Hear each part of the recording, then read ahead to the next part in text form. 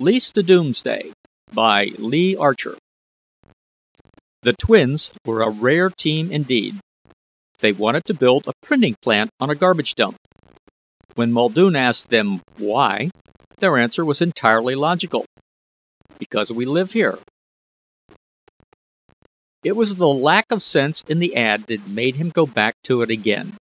He was having his breakfast coffee in the cafeteria next to the Midtown Hotel where he lived. The classified section of the New York Times was spread before him.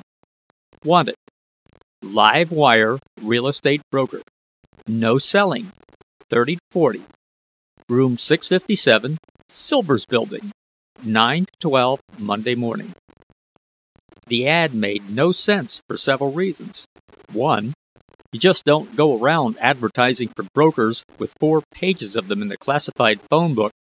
2, how can one be a live wire broker without having to sell? Kevin Muldoon shook his head. Just no damn sense. The Silvers Building. Not too far off. He looked at his stopwatch. 15 minutes of 9. He could walk it in about that time. Don't be a fool, he said to himself.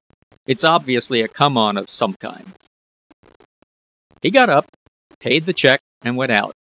It wasn't until he was on 3rd Avenue that he was conscious he had started to go cross town when his office was in the opposite direction. He smiled wryly. Might as well investigate, he thought. Can't do any harm, and it won't take long. There were 4 others waiting in the small anteroom. The outer door bore no legend other than the room number, and the inner door was blank altogether. Muldoon made a quick appraisal of those waiting. 3 were obviously past middle age, the 4th about Muldoon's age. The inner door opened, and Muldoon looked up. A tall man came out first, a man in his early 60s, perhaps. Immediately behind him came a slightly shorter man, but very heavy, and with a head that was as bald as a billiard ball. The older man marched straight to the door, opened it, and went out without a second look back. The fat man looked around, his face beaming in a wide smile, eyes almost closed behind fleshy lids. "And now, who's next?" he asked. The one who was about Muldoon's age stepped forward. The fat man motioned for the other to precede him. The door closed. Not more than a minute went by, and the door opened again, and the same act as before with the older man was gone through. "And now, who's next?" the fat man asked. Muldoon noted even the inflection was the same. So it went, with the 3 who were left, until it was Muldoon's turn. And now there were 6 others beside himself also waiting to be interviewed. It was a squarish room, simply furnished, with a couple of desks set side by side with a narrow space between them. A chair was set up facing the desk, obviously meant for the one to be interviewed. Seated behind one of the desks was the twin of the man now coming to seat himself at the other desk. Their smiles were identical as they waited for Muldoon to make himself comfortable. For a moment, there was a blank silence. Muldoon studied them, and they, smiling still, studied him. Muldoon broke the silence. "You know," Muldoon said, "your ad didn't make sense to me." The twins hunched forward slightly at their desks. Their eyes brightened in anticipation. "No?" said the one who had been waiting for Muldoon. "Why?" "With some 4 pages of brokers in the classified directory, you don't have to advertise for one, and a live wire broker gets that reputation as a salesman. Without selling, the wire is dead." The twins beamed at each other. "Evan," said the one to the left, "I think we've found our man. Will you go out and tell those waiting?" They waited for the twin to return. "I am Robert Rieger, my brother Evan," said the first twin.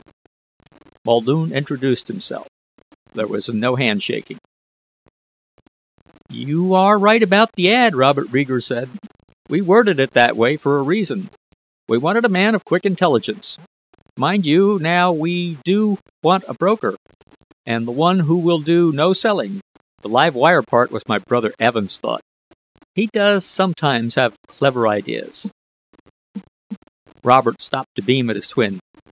"Just now," Robert returned to Muldoon, "I won't go into full discussion of our plans. Briefly, however, we are buyers. Buyers, we hope, of a particular area. Because of what we have in mind to do, we would rather it was done quietly and without any publicity. Had we engaged the services of a large agency, this would not be possible, for, if I may coin a phrase, the trumpet must blow strongly to announce the coming of genius." He smiled, stroked his chin, looked up at the ceiling, and his lips moved silently, as if he enjoyed repeating the phrase. "I like that, Robert," Evan said. "Yes, I thought it was good," Robert said. They both looked to Muldoon. Muldoon said nothing. The twins sighed audibly, in unison. Robert's lips came forward in a pout. The look of a pouting cherub, Muldoon thought, one trying to look stern, and only succeeding in looking naughty childish. Muldoon suddenly knew of whom the twins reminded him. Twin Charles Lawtons, without hair.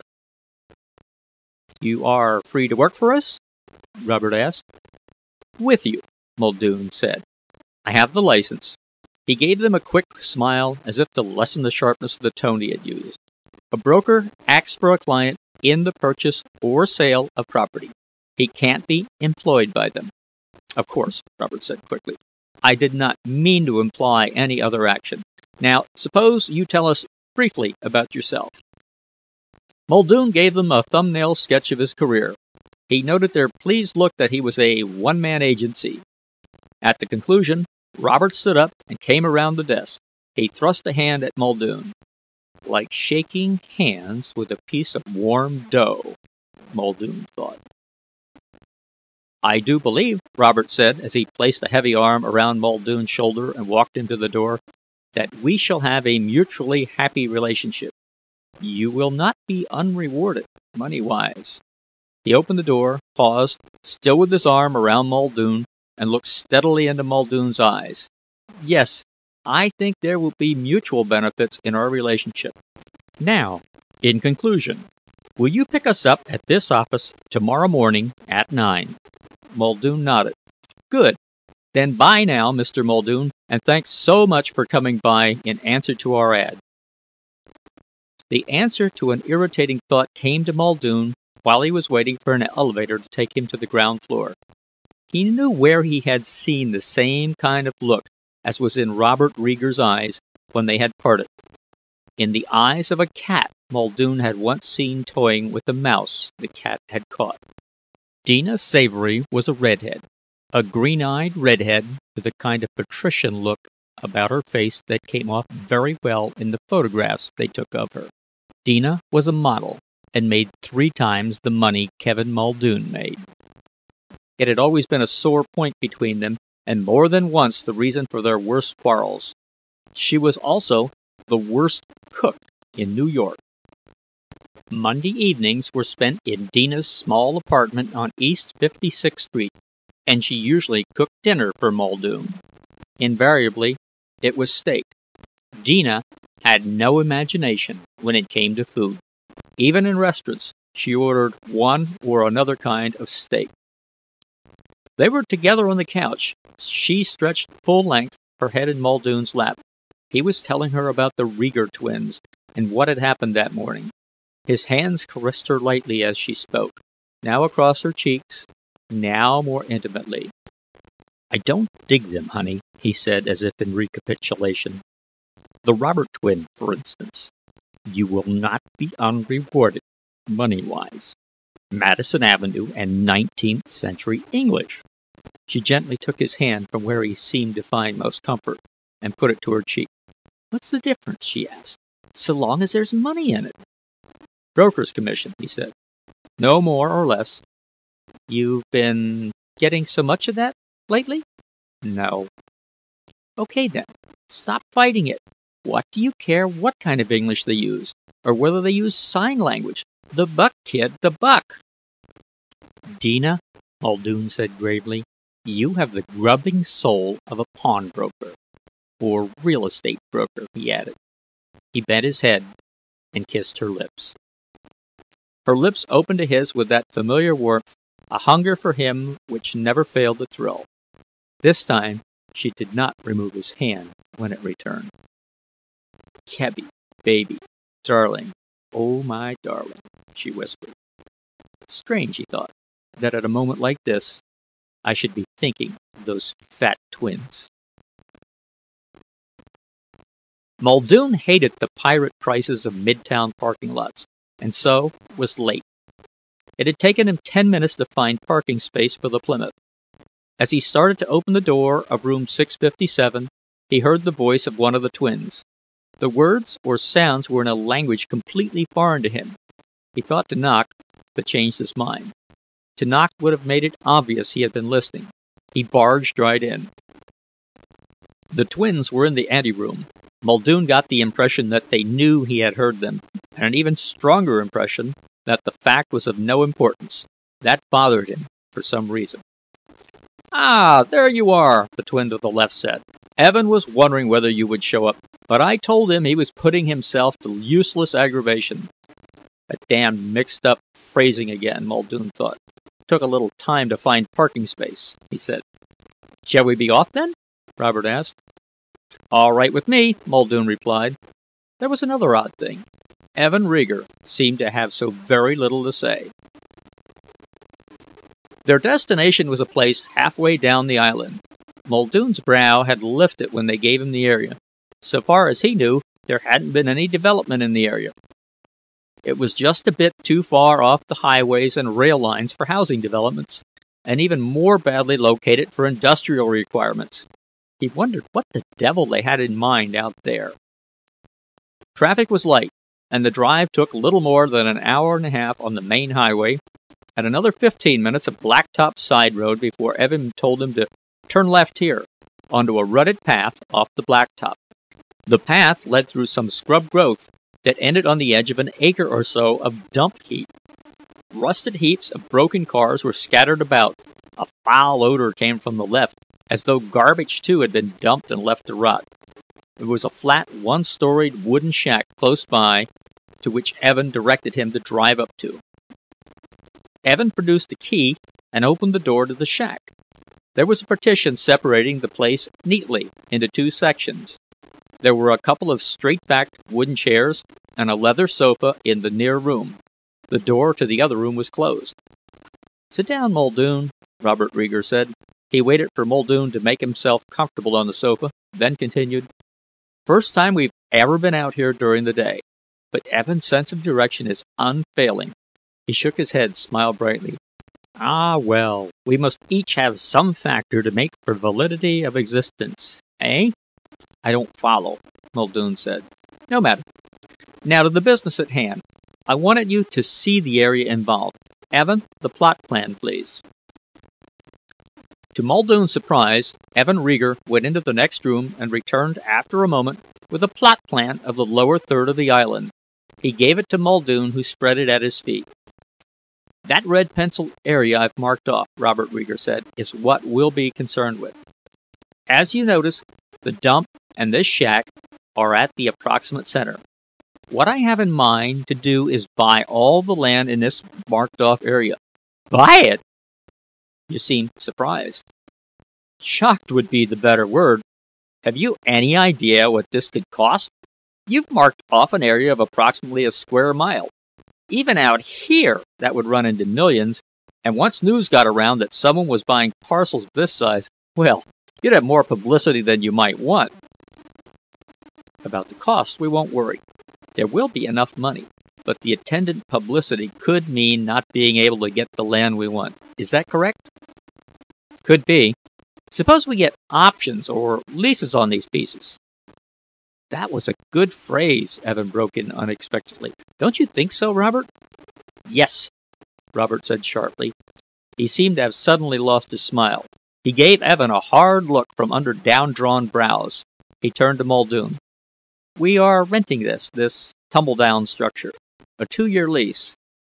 I see your point. Spending millions in a sudden buying move would make unneeded difficulties. No. Options to buy, but lease for the present. Evan, the list of names, please. Evan didn't have to go anywhere for the list. He had it with him. Muldoon looked it over. There were 33 names, including the county and state. Well, Robert said, I'll have to know what you want to lease it for, the name or names of corporations and so forth. Will my own name do? It will. But you can go into county court and register a business name under your own, what they call a DBA, name doing business as name. Register as many as you wish. Doesn't cost a great deal. Or form a corporation, you and your brother. No, let the leases come under my own name. As for what I intend doing, well, I intend to concrete surface the entire area. A square mile of concrete? Yes. There's a government plan to use this end of the island for a huge missile depot. They will have to come to me.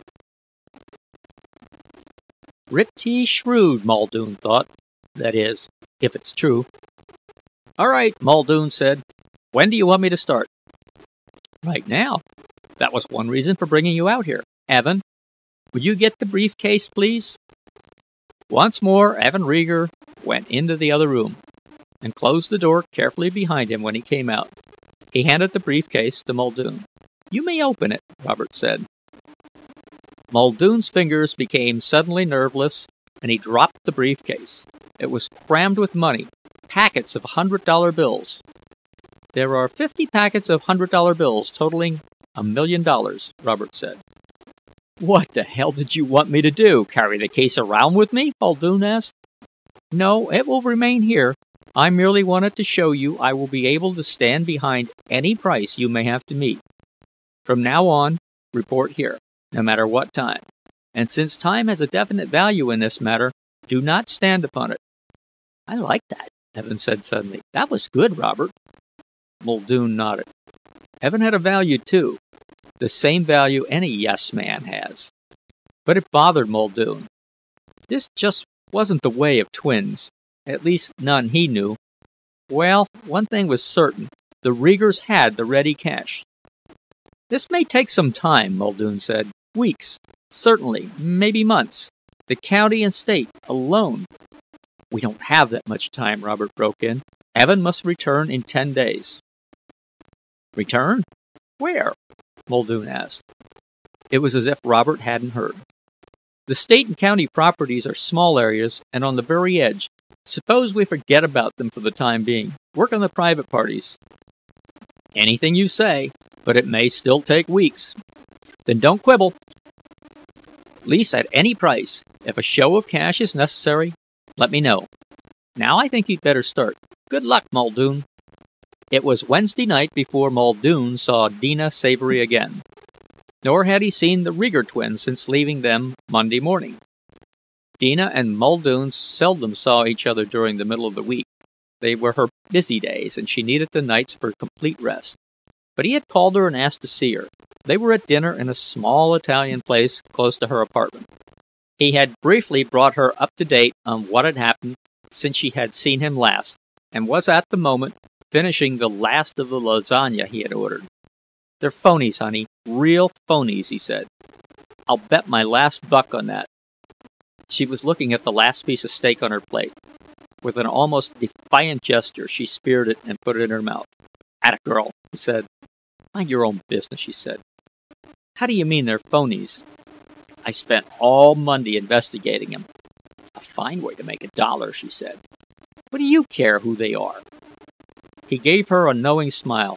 That's my fat-headed girl. Like to visit me in a nice jail, wouldn't you? One with a prestige address, of course. Let me tell you, they'd rented that shack and the dump heap next to it for a pretty fancy figure. Robert Rieger said they were going to do printing in that shack. They paid in full for the 2 years' rental in nice, crisp, $100 bills. I get it. They were phony, she exulted. How can you be so stupid? I know. For you, it's easy. Of course the bills were genuine. But the printing business, what were they going to print with? Typewriters? Another thing. There's no business record I could find of them. They're not listed. So how did they get $1 million? And Robert said more. Report here, no matter what the time. I don't get it. I drove them out. There was no garage, no car I could see, and the place is miles from food. How do they live out there? Maybe they have friends who picked them up, Dina said. Maybe. Robert said there was a rumor or something about the government going to use the area for a missile depot. I tried to run it down. Nothing. Which proves nothing, she said. True, but I couldn't even smell smoke. No, the whole thing just smells bad. So I think I'm going back there and tell them to forget it. Oh, don't be an idiot, she said. This is your big chance to make some real money, get a reputation, and because you're chicken, you're going to throw it up. I won't get into anything crooked, his voice rose. The way you're thinking, you couldn't follow a straight line. They can't draw a straight line. Well, you do what you want. Only the next time I have to pay for a dinner, don't give me that martyred look. Okay, what do you want for dessert? Spumoni? After this, bicarbonate. Very funny. And for the first time in several years, she did not kiss him goodnight when they parted. He turned off the blacktop and started down the rutted path. He switched the headlights off about halfway to the shack and parked it 100 or so yards away from it and walked the rest. The shack was dark. Instead of knocking, Muldoon walked around to the back and peered through the single window at the rear. He could see nothing. Now, isn't this just dandy, he thought. Drive all the way out here, and nobody's at home. Damn. He went around to the front and started back to the car. His attention was caught by a greenish glow of light from the far end of the dump heap.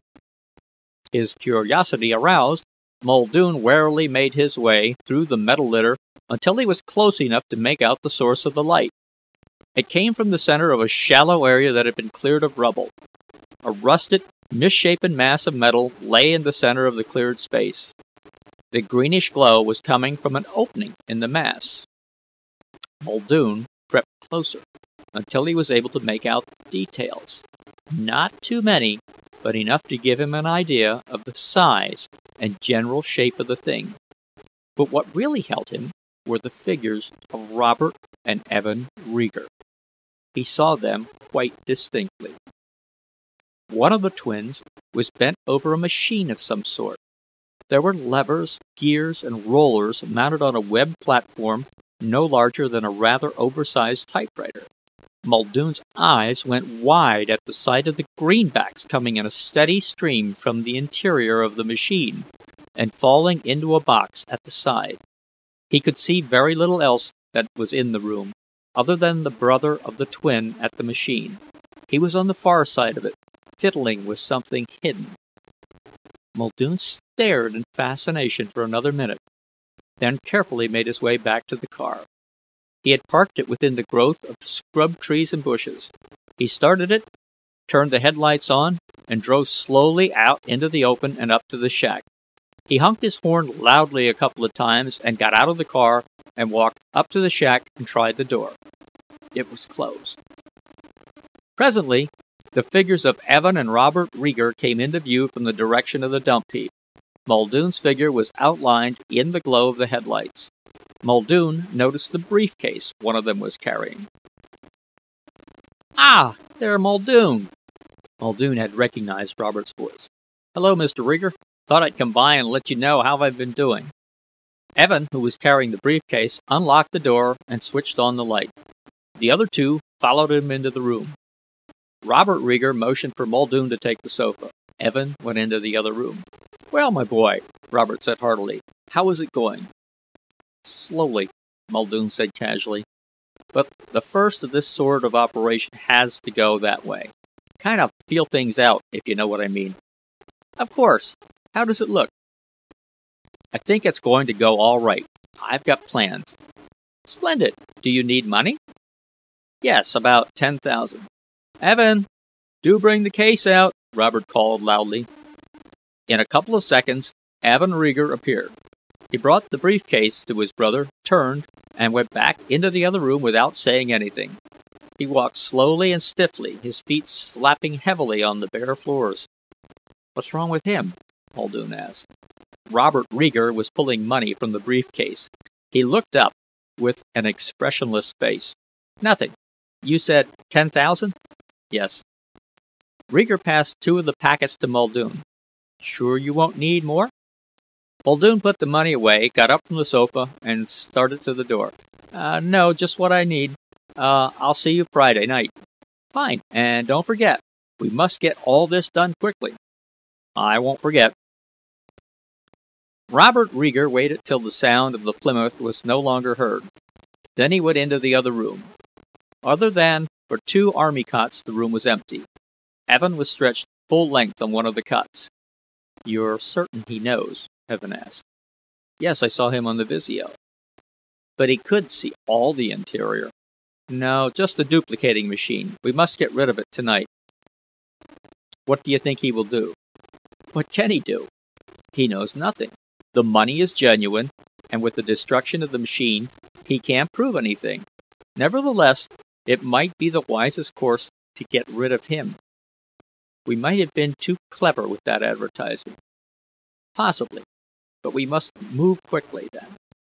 I must leave this planet in 7 days now, and we must have this area under lease by then. 3 musts."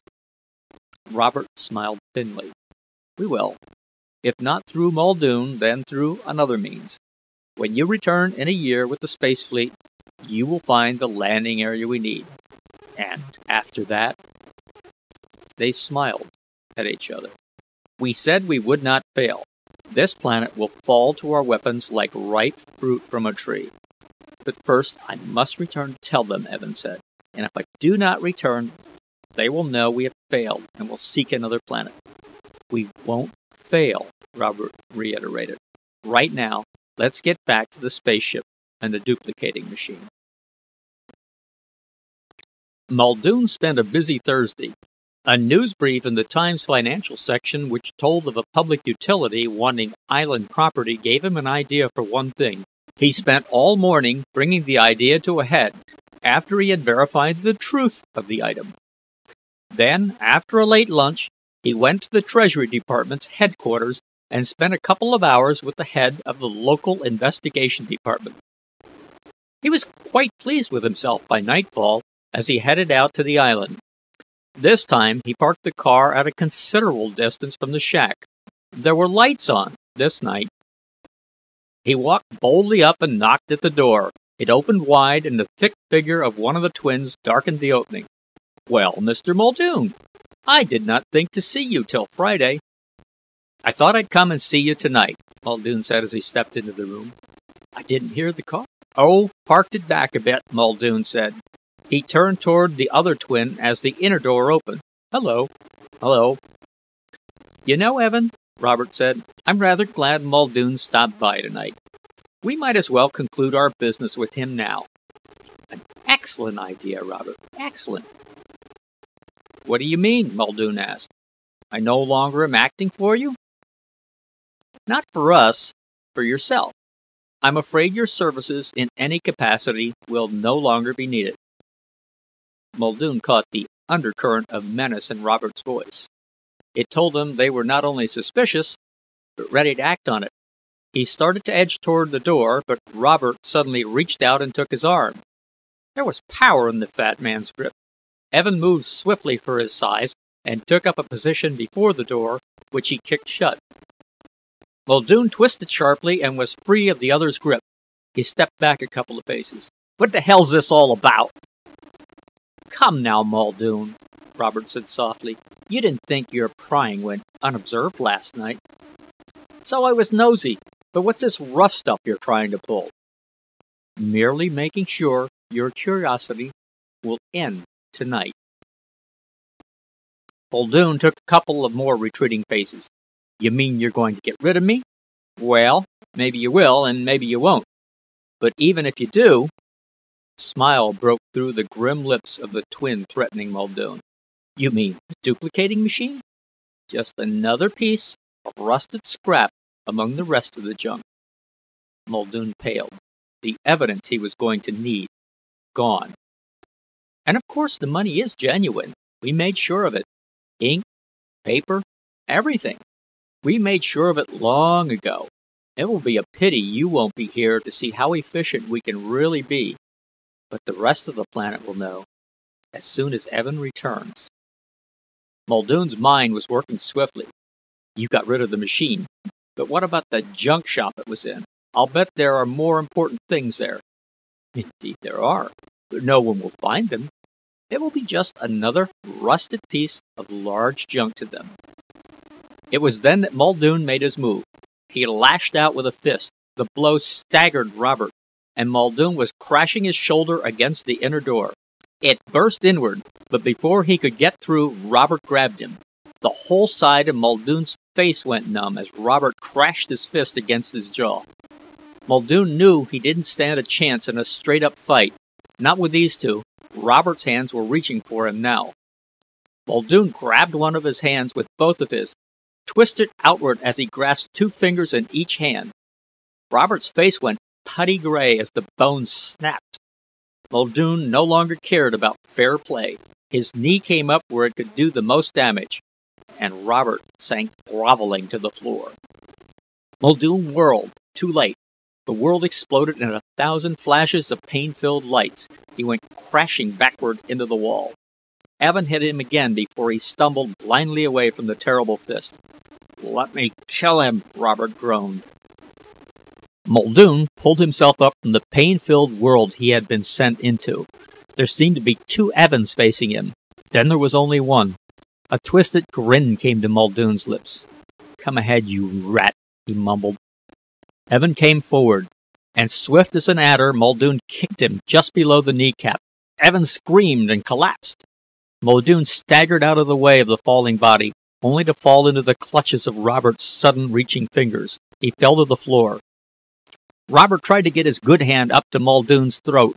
Muldoon beat at the thick face with both hands, but the other seemed not to feel the pounding fist. Slowly, the fingers managed to reach their goal. Muldoon felt the darkness of death closing over him as his breath became a tortured, dying gasp. His hand found Robert's face, came gently over it until his thumb pressed on one eyeball, and Robert screamed as the thumb became a hooked instrument to blind him. Muldoon rolled away from the other, staggered somehow erect, but he knew his strength was gone. He couldn't make it to the door, and now Evan had him. And the door burst open, and men poured into the room. Muldoon recognized only one, the head of the Treasury's investigation department, before he blacked out. Dina Savory stroked his forehead gently. "Does it hurt much, baby?" The nurse had left them alone when Dina came into the hospital room. "Not now," Muldoon said. "What are they going to do to those men?" she asked. "Oh, 20 years, according to Phillips. Counterfeiting, you know, carries heavy penalties." "But I thought the money was good. After all, they had paid rent with C-notes." "A slip-up on the bank's part. You see, they made one mistake. The machine they had turned out perfect bills. Every one, with the same serial number." Dina's eyes widened. "And the junk shop, or whatever it was?" she said. "I thought I'd let well enough alone. You see, I took care of that during the day.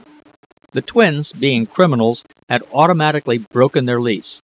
They also made it possible for me to change clients. Well, there's going to be a huge tank covering that dump and shack, a tank holding an awful lot of natural gas. I got together with the owner of the property and the utility people yesterday afternoon and worked out a deal. They're going to dump all that junk into the ocean." "I'm sorry about the other night," she said suddenly. "Is that how you say you're sorry?" he asked. "Uh-huh," she said as he reached for her. "There's a time and place for that. Promise?" Her lips agreed. This is the end of Lease to Doomsday by Lee Archer. Recording by Tom Weiss.